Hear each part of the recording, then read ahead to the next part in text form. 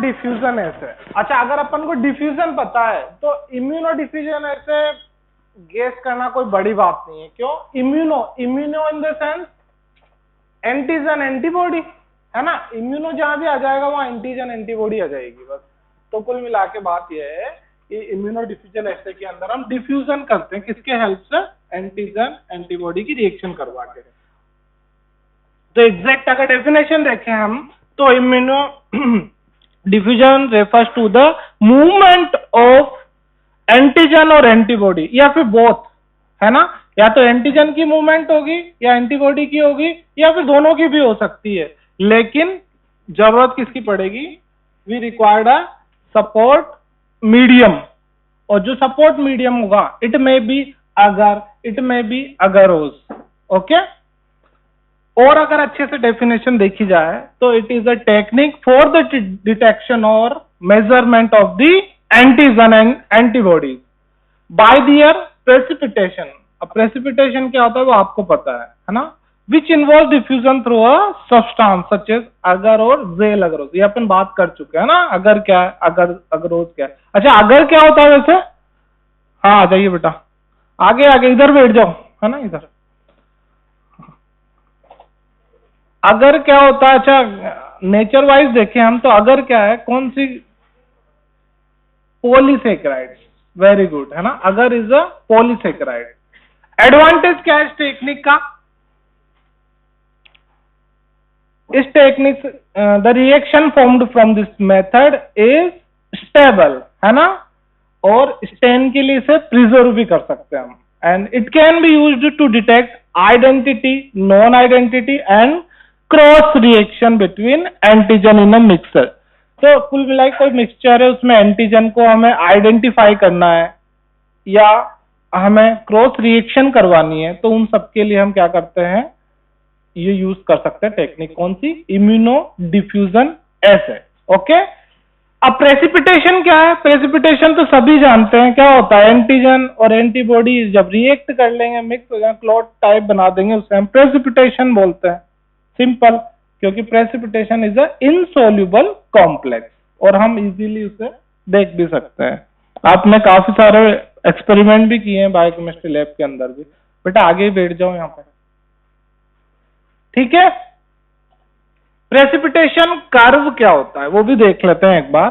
देखो, आपको पता है एंटीजन एंटीबॉडी की रिएक्शन होगी तो ही प्रेसिपिटेशन होगा। अगर एंटीजन और एंटीबॉडी में कोई कम हुआ और कोई बहुत ज्यादा हुआ तो क्या होगा? प्रेसिपिटेशन ज्यादा अच्छा तो नहीं होगा, कम होगा ना। या फिर मैंने बोल दिया फर्स्ट केस में एंटीजन बहुत कम है, एंटीबॉडी बहुत ज्यादा है, तो प्रेसिपिटेशन ज्यादा तो नहीं होगा। दूसरे केस में अपोजिट कर दूं मैं, एंटीबॉडीज कम है, एंटीजन ज्यादा है, तो भी प्रेसिपिटेशन लो ही होगा। लेकिन अगर दोनों इक्वल अमाउंट में है तो प्रेसिपिटेशन अच्छा होगा, ऑप्टिमम होगा, है ना। तो बस ये कर्व इसी को बता रहा है।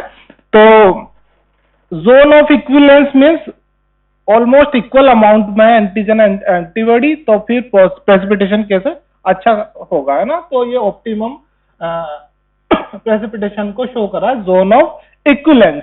प्रोजोन क्या है? प्रोजोन मतलब जहां पे एंटीबॉडी ज्यादा है, तो फिर प्रेसिपिटेशन आप देख सकते हैं ये कितना कम है यहाँ पे, है ना। और उधर भी देखो पोस्ट जोन में भी सेम यही है, इसमें एंटीजन ज्यादा एंटीबॉडी कम है, तो यहाँ पे प्रेसिपिटेशन कम है। लेकिन जोन ऑफ इक्विवेलेंस के अंदर इसके अंदर जोन ऑफ इक्विवेलेंस के अंदर ऑप्टिमम होगा, बहुत ज्यादा होगा, अच्छे से होगा क्या? प्रेसिपिटेशन।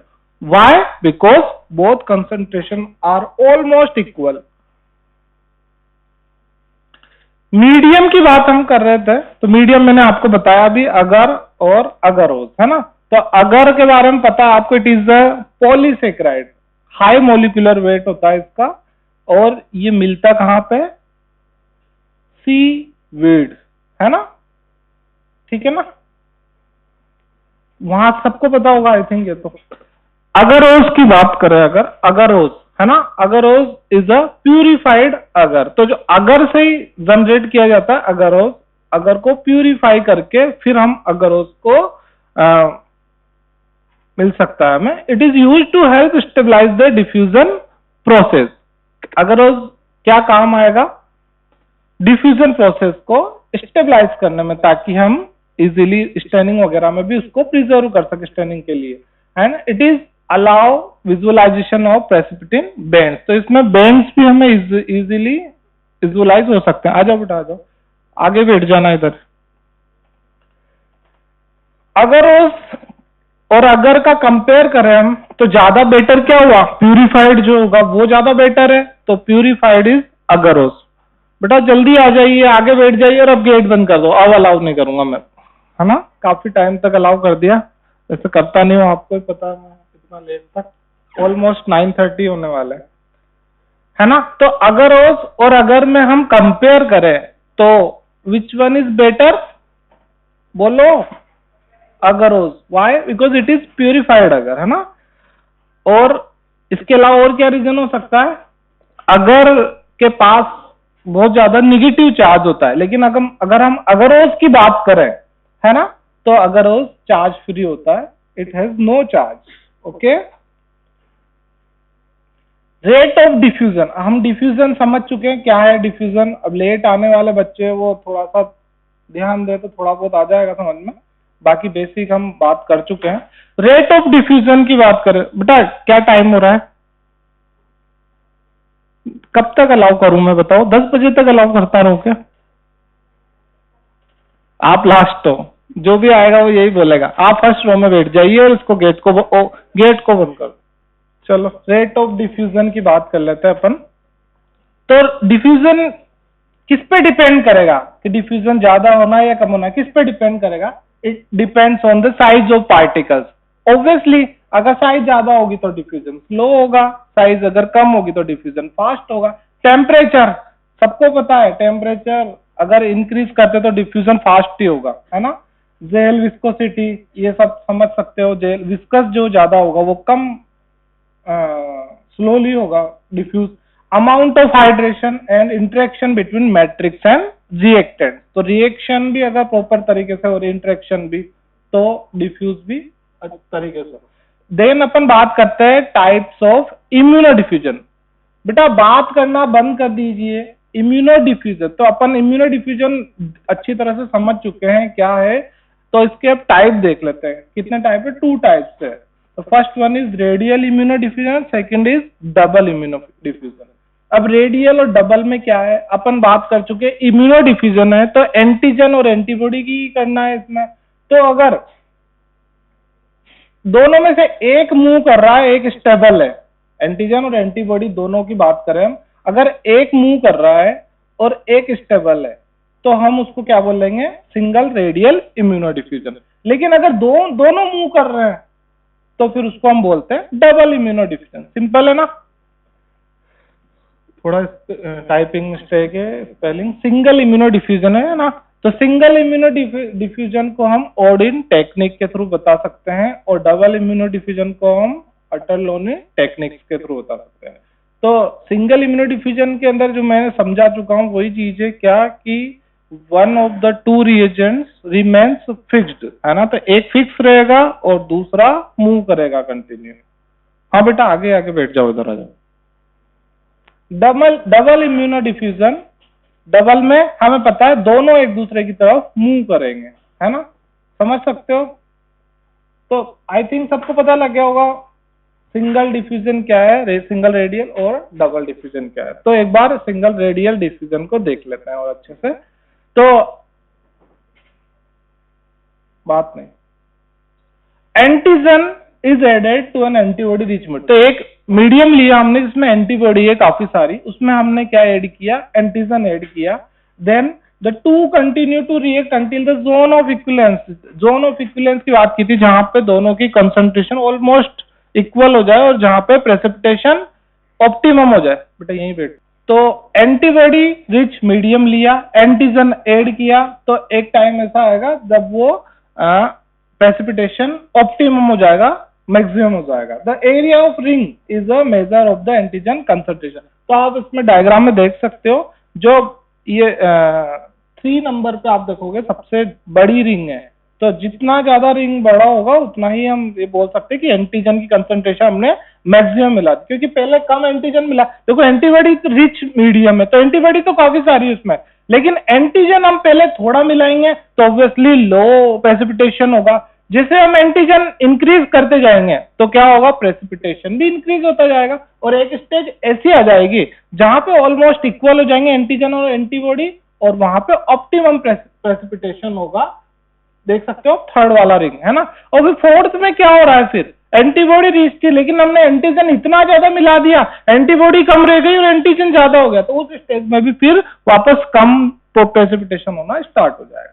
रेडियल इम्यूनो डिफ्यूजन और अच्छे से देख सकते हैं। एंटीबॉडी किसमें है, वेल में, क्योंकि एंटीबॉडी रिच मीडियम लिया है ना, एंटीजन को हमने वेल में ऐड किया। तो इस तरह से जितना ज्यादा हम एंटीजन ऐड करते जाएंगे ऑप्टिमम प्रेसिपिटेशन होता जाएगा, जो रिंग है वो इंक्रीज होती जाएगी। तो ये ऊपर वाला तो डायग्राम है, लेकिन ये जो है ये एग्जैक्ट फिगर है ना, आप देख सकते हो ये प्रैक्टिकल परफॉर्म किया हुआ इमेज है। इंटरप्रिटेशन, तो diameter of ring is proportional to the concentration, तो जितना ज्यादा बड़ा रिंग होगा उतना ही प्रेसिपिटेशन अच्छा हुआ है, ये हमें पता लगेगा। क्वांटिटी, और इसी तरह से हम क्वांटिटी मेजर कर सकते हैं कि कितनी एंटीजन थी इसमें, है ना, किसी भी स्पेसिमेन में। इसको आप स्टेप बाय स्टेप इस तरह से भी देख सकते हैं, एक बार जल्दी देखिए इस डायग्राम को। Gel impregnated with uniform concentration of anti-Ig, तो एंटीबॉडी देखो ऐड की हुई है, एंटीबॉडी रिच मीडियम है, फिर उसमें एंटीजन को ऐड किया बराबर, तो देखो प्रेसिपिटेशन स्टार्ट हुआ और यहाँ पे देख सकते हो आप नीचे आप रिंग, अगर कम एंटीजन है तो छोटी रिंग बनेगी और एंटीजन बड़ा होता जाएगा तो रिंग भी बड़ी होती जाएगी, एंटीजन की क्वांटिटी बढ़ती जाएगी तो रिंग भी साइज भी बढ़ती जाएगी, है ना। तो अटरलोनी डबल डिफ्यूजन पे आ जाते हैं हम। तो इसमें क्या होगा, तो आपको पता है सिंगल रेडियल डिफ्यूजन के अंदर ओनली सिंगल पैरामीटर मूव करेगा, है ना, और another one should be stable. लेकिन अगर अपन डबल डिफ्यूजन की बात करें तो दोनों मूव करेंगे, आप देख सकते हो इसके अंदर दोनों मूव कर रहे हैं आप, है ना। एक तरफ एंटीजन है जो पर्पल कलर में है और उधर रेड कलर में जो है वो एंटीबॉडीज है, तो ये एक दूसरे की तरफ मूव कर रहे हैं। और बीच में क्या है, मीडियम अगर का मैट्रिक्स है ना, तो अगर मैट्रिक्स जो है वो मूवमेंट को सपोर्ट करता है ना। तो antigen antibody diffuse independently through a semi solid medium, this one is double diffusion. और अच्छे से स्टेप बाय स्टेप समझना चाहे तो आप देख सकते हैं, wells are cut in this gel, है ना, and reactants are added in the well, तो रिएक्टेंट्स ऐड किए हमने और जेल के बीच में कट लगा दिए ताकि इंक्यूबेट किया, देन उसको हमने 48 आवर्स तक मॉइस्ट चेंबर में, मॉइस्ट हीट भी दी जाती है साथ में, और then precipitation lines will form where the moving front of the antigen meets antibody, तो जहां पे एंटीजन एंटीबॉडी मीट करेंगे वहां पे हम लाइंस देख सकते हैं, बैंड देख सकते हैं। आप देखो ये प्रेसिपिटेशन बैंड जो बीच में आ रहे हैं वो that those are precipitation bands. नहीं, नॉट अलाउड प्लीज, 9:30 क्रॉस कर चुके हैं, अब अलाउ नहीं करूंगा, ठीक है। Antigen and antibody applied to holes punched in agar gel, तो दोनों तरफ अपन ने क्या किया, वेल बना लिए अगर मीडियम के अंदर, और उन वेल्स के हमने एक में एंटीजन फिल कर दिया, दूसरे में एंटीबॉडी फिल कर दिया, और फिर हमने उसको इंक्यूबेट करने के लिए छोड़ दिया। तो हम क्या देखते हैं कि एंटीजन एंटीबॉडी की तरफ आ रहा है और एंटीबॉडी एंटीजन की तरफ आ रही है, इस तरह से प्रेसिपिटेशन बैंड देखने को मिल रहे हैं उनके बीच में, है ना। तो this one is double diffusion. अब the next thing is immuno electrophoresis. Immuno antigen antibody, electrophoresis मतलब क्या होता है, चार्ज पार्टिकल, है ना। तो वैसे अगर अपन बात करें इलेक्ट्रोफोरेसिस की डेफिनेशन क्या हो, तो क्या क्या करता है electrophoresis, the technique to separation the molecules according to their electrical charges, है ना, यही तो होता है ना भाई, जिसका इलेक्ट्रिकल चार्ज ज्यादा होगा, पॉजिटिव होगा, नेगेटिव, उसके अकॉर्डिंग उनकी मूवमेंट होगी और उसके अकॉर्डिंग उनको हम सेपरेट कर सकते हैं, है ना, ठीक है। Then double diffusion technique that utilises electric current to enhance. अब इम्यूनो इलेक्ट्रोफोरेसिस, इलेक्ट्रोफोरेसिस तो समझ में आता है हमें, लेकिन इम्यूनो इलेक्ट्रोफोरेसिस क्या है, तो डबल डिफ्यूजन टेक्निक के अंदर अगर हम इलेक्ट्रिकल चार्जेस भी ऐड कर दे, इलेक्ट्रिकल करंट भी ऐड कर दे, और उसके थ्रू हम देखें तो रिजल्ट जो हमें ज्यादा बेटर मिलेंगे, और इस टेक्निक को हमने बोल दिया इम्यूनो इलेक्ट्रोफोरेसिस। और इससे क्या होगा, स्पीड भी अच्छे से मिलेगी, मतलब फास्ट होगा थोड़ा, और स्पेसिफिसिटी भी बेटर होगी। साइंटिस्ट जिन्होंने इसको इंट्रोड्यूस किया था 1953 में, those are Grabar and William, and combine immuno diffusion with electrophoresis. यही किया ना इन्होंने, इम्यूनो डिफ्यूजन को और इलेक्ट्रोफोरेसिस को मिक्स करके एक नई टेक्निक बना दी, जिसे हमने इम्यूनो इलेक्ट्रोफोरेसिस बोला। And this is a qualitative technique and it can be used for the semi quantitative also। Antigen कहां से मिलेगा, जो सीरम होगा पेशेंट का सीरम, उसमें एंटीजन प्रेजेंट होगा। इलेक्ट्रोफोरेसिस टेक्निक हम बात कर चुके हैं, लेकिन इम्यूनो इलेक्ट्रोफोरेसिस के टाइप्स की बात करें तो they may be of two types. The first one is rocket and the second one is counter recurrent. तो आप देख सकते हैं, ये तो इलेक्ट्रोफोरेसिस का बताया, पॉजिटिव नेगेटिव की तरफ जाएगा, नेगेटिव पॉजिटिव की तरफ जाएगा। प्रिंसिपल भी देख लेते हैं एक बार फास्ट। तो देयर आर 2 स्टेप्स, है ना। तो एंटीजन कहां पे प्रेजेंट होगा, सीरम में होगा, और उसको इलेक्ट्रोफोरेसिस के लिए प्रोसेस करेंगे हम। देन ट्रफ इज कट, तो जो एक ट्यूब टाइप होगा उसको हम कट कर देंगे in the gel parallel to the line of the separation, and then anti serum is placed in the trough। उसमें हम एंटीबॉडीज ऐड कर दिया, देन उसको हमने इंक्यूबेट किया 24 आवर्स के लिए, है ना, बात नहीं। अब इंक्यूबेट किया हमने 24 आवर्स के लिए, then double diffusion occurs at right angles to the electrophoresis separation. तो हम क्या देखते हैं कि डबल डिफ्यूजन हम देख सकते हैं। प्रेसिपिटिन लाइंस भी अकर हो जाएगी, कहां पे, जहां पे एंटीजन एंटीबॉडी का कॉम्बिनेशन होगा। लाइंस और arc shapes, intensity and location compared with normal serum control. तो हमने एक नॉर्मल होगा और एक ये जो जिसका हमें पता नहीं, अननोन होगा, तो उन दोनों को हम कंपेयर करके हम बता सकते हैं कि किसमें कितना ज्यादा होगा या कम होगा नॉर्मल से। Method, antigens are separated by electrophoresis, है ना। तो हम एंटीजन को भी सेपरेट कर सकते हैं और एंटीबॉडीज को भी कर सकते हैं। Antibodies placed in ट्रॉफ, cut in the अगर। तो आप एक बार स्टेप बाय स्टेप देखो इसको, डायग्राम को इजीली। एंटीजन को हमें सेपरेट करना है, एंटीबॉडी ऑलरेडी हम इसमें ऐड कर चुके हैं। तो आप आगे देखोगे इसमें एंटी सीरम जो है वो मूव कर रहा है, और डिफ्यूजन और प्रेसिपिटेशन के थ्रू हमें बैंड देखने को मिल रहे हैं। जहां पे देखो ये येलो कलर और ब्लू कलर के बीच में बैंड देखने को मिल रहे हैं आपको, जो लाइट शेडेड दिख रही है ना lines, those are precipitation band. Counter current electrophoresis क्या है ना। तो antigen and antibody migrate towards each other by electrophoresis, and it is used only when antigen antibody have opposite charge. अगर एंटीबॉडी और एंटीजन दोनों सेम चार्जेस के होंगे तो हम ये टेक्निक यूज नहीं कर सकते। क्यों? क्योंकि इलेक्ट्रोफोरेसिस का प्रिंसिपल ही यही है, पॉजिटिव और नेगेटिव चार्जेस वाला।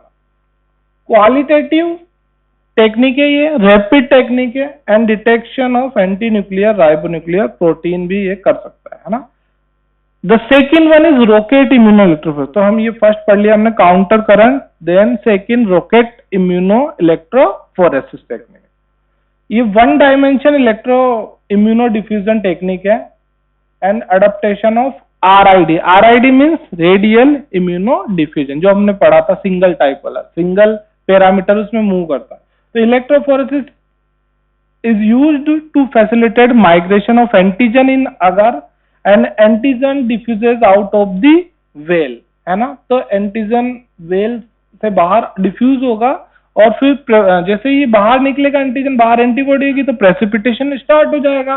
चेंज इन एंटीजन कंसंट्रेशन, जैसे जैसे हम एंटीजन इंक्रीज करते जाएंगे प्रेसिपिटेशन भी इंक्रीज होता जाएगा, और जो रिंग है प्रेसिपिटेशन रिंग, उसका साइज भी इंक्रीज होता जाएगा। And result, precipitin line conical shaped resembles a racket, the height of the racket is measured। तो रॉकेट का जो हाइट है उसको हम मेजर करेंगे कि कितना बड़ा है वो, उसके अकॉर्डिंग हम बता सकते हैं कितना प्रेसिपिटेशन हुआ है। Height of the rocket is directly proportional to the amount of antigen present. And rocket electrophoresis is more rapid than simple diffusion. तो आप देख सकते हो ये वो सिर्फ सिंपल सी बात है, उसमें रिंग देख रहे थे हम, फिर बैंड देखने लगे, बैंड की साइज, और इसके अंदर हम रॉकेट की साइज देख रहे हैं, बस। ठीक है, तो ये एंटीजन है, उसमें एंटीबॉडी है। इस तरह से इनको हम इंक्यूबेट करने के लिए छोड़ देंगे और ये धीरे धीरे धीरे धीरे प्रेसिपिटेशन स्टार्ट होने लग जाएगा। जितना साइज इंक्रीज होगा उतना ही ज्यादा एंटीजन प्रेजेंट था। एप्लीकेशंस क्या क्या होंगे टेक्निक के? सॉरी। तो अगर हम एप्लीकेशन की बात करें तो बहुत सारे यूजेस हो सकते हैं इसके। जो भी टेक्निक जो भी हम इलेक्ट्रोफोरेसिस वगैरह में यूज कर रहे थे वो सारे इसमें कर सकते हैं। कोई भी, जैसे कोई फंगल इन्फेक्शन है ना, तो फंगल इन्फेक्शन है तो फिर उसका इन्वेस्टिगेशन सीरम लिया, सीरम के लिए के अंदर हमें फंगल एंटीजन चेक करने के लिए यूज कर सकते हैं। तो एंटीबॉडीज ऑलरेडी अपने पास प्रेजेंट होगी रिएजेंट के अंदर, हमने सीरम ऐड किया तो सीरम जैसे ऐड करेंगे, फिर उसको इंक्यूबेट करेंगे तो धीरे धीरे धीरे धीरे वो साइज इंक्रीज होती जाएगी बैंड की, और हम उसके अकॉर्डिंग बता सकते हैं कि कितना ज्यादा है। अगर नहीं हुआ इसका मतलब एब्सेंट है, अगर नहीं हुआ प्रेसिपिटेशन अगर नहीं हुआ इसका मतलब फंगल इन्फेक्शन नहीं है ना। तो एप्लीकेशंस के अंदर हम अगर नेक्स्ट और आगे बात करें तो सीरोलॉजिकल सर्वेस भी होते हैं। स्मॉल पॉक्स जैसे है, स्मॉल पॉक्स का सीरो डायग्नोसिस करना है तो उसके अंदर एंटीबॉडीज है क्या नहीं उसको चेक करने के लिए कर सकते हैं, या फिर हम और एंटीजन एंटीबॉडी की रिएक्शन प्रॉपर हो रही है नहीं हो रही उसको देखने के लिए, जैसे हेपेटाइटिस वैक्सीन लगाते हैं तो उसके लिए हम बूस्टर डोज लगाते हैं, तो हम पहले चेक करते हैं एंटीबॉडीज कितनी है, तो वो सब हम चेक करने के लिए कर सकते हैं। अभी कोविड आया था, कोविड के उस पर्पज में भी हम इसको इस टेक्निक को यूज कर सकते हैं। डिजीज के डायग्नोसिस में, डिजीज के प्रोग्नोसिस में, फाइंड आउट करने में, सारा कुछ हम यूज कर सकते हैं किसे, इम्यूनो डिफ्यूजन टेक्निक को। आई थिंक समझ में आया होगा थोड़ा बहुत तो, है ना। बाकी तो आप रीड करोगे एक बार अच्छे से तो ज्यादा बेटर समझ में आ सकता है। तो ओवरऑल अगर हम बात करें तो हम सिंपल टॉपिक है, ऐसा कोई ज्यादा हार्ड पास नहीं है। इम्यूनो डिफ्यूजन, तो सबसे पहले डिफ्यूजन क्या था? Diffusion is high concentration to low concentration movement, है ना, इसी को हम डिफ्यूजन बोलते हैं। इम्यूनो डिफ्यूजन हमने इसलिए बोला क्योंकि इसमें हम किसकी मूवमेंट देख रहे हैं? एंटीजन और एंटीबॉडी की, या दोनों की भी हो सकती है। अगर एक की मूवमेंट होती है तो उसको हम सिंगल रेडियल डिफ्यूजन बोलेंगे, अगर दोनों की मूवमेंट होती है तो उसको डबल डिफ्यूजन बोल देंगे, है ना। ये सब कुछ तो बात की है हमने, समझ में आया ना? ठीक है, तो काफी है आज के लिए। सपोर्ट मीडियम क्या यूज करते हैं? अगर एंड अगर रोज, है ना। तो अगर और अगर रोज में कंपेयर करें तो ज्यादा बेटर कौन है? अगर रोज। वाई? प्यूरिफाइड फॉर्म में and it has no charge, है ना, जबकि अगर के अंदर ज्यादा नेगेटिव चार्ज। ठीक है, क्लियर है ना?